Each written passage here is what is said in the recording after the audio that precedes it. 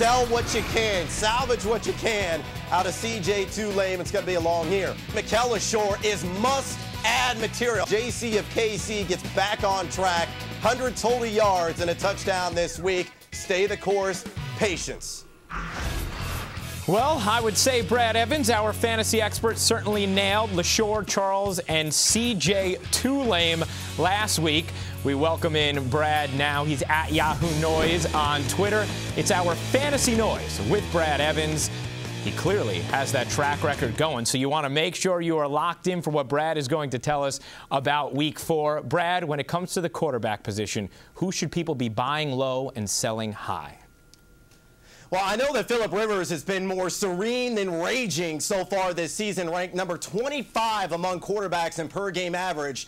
But he's got Antonio Gates back and healthy. He's got Ryan Matthews back and healthy. And his schedule for the next several weeks is juicy, including this week against the Kansas City Chiefs. The Chiefs have given up over 8 yards per attempt on the season, and quarterbacks are averaging 38.3% above the league average against this defense through the air. So I think Rivers, a guy that's a strong bounce-back candidate, 300 yards, couple of touchdowns in Week 4, definitely within reach. Definitely buy low on him.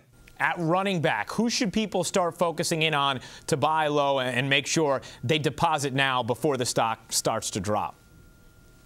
Well, I think Cedric Benson is a guy that you definitely need to buy low on overall. This is a guy that had a decent game in that somewhat controversial victory, or loss, I should say, for the Green Bay Packers up there in Seattle on Monday night. But this is a guy that's still struggling a little bit. I know that the schedule has been difficult so far in the early season, but he's got a Pillsbury Doughboy soft schedule upcoming, including this week's matchup.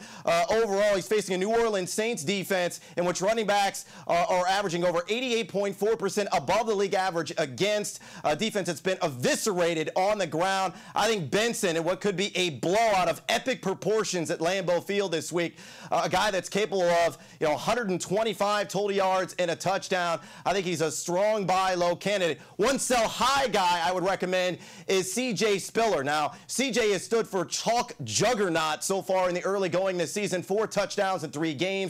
He dodged a major bullet with that shoulder strain. Can only be sidelined a week, but Fred Jackson's not going anywhere. And if Fred Jackson comes storming out of the gates again this week against the New England Patriots defense, which he's had a fair amount of success against in his NFL career, I think it's going to be a 50-50 timeshare going forward. So get what you can out of Spiller. If you can get like a high-end RB2 or high-end wide receiver 2 for him in return, I take the money and run.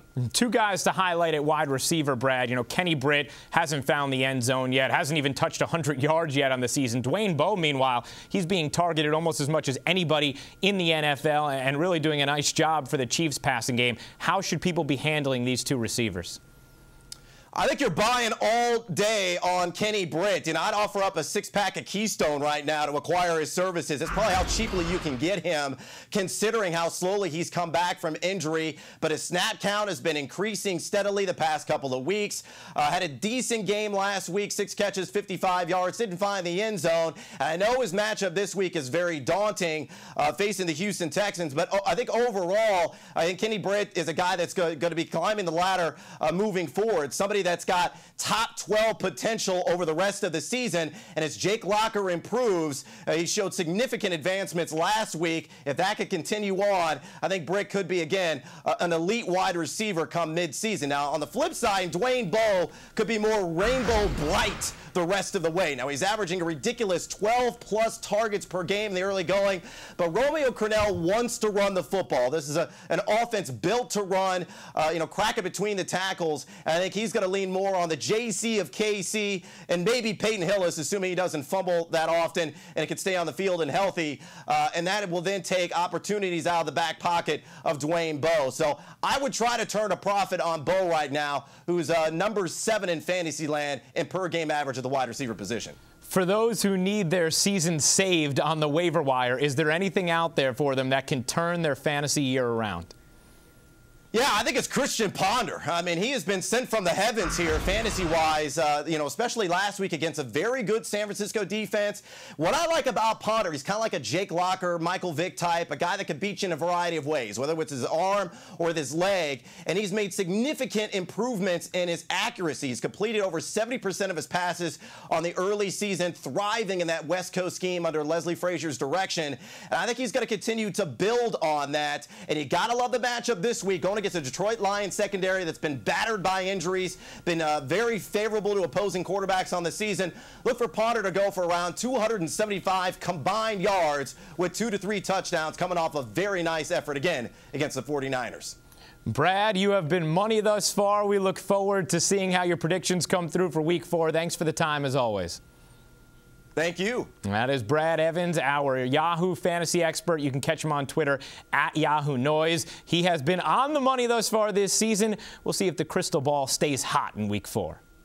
Still to come, predictions on Week 4, including the local games, the Giants visiting Philly, and Jim Harbaugh's 49ers coming cross-country to face Rex Ryan's Jets.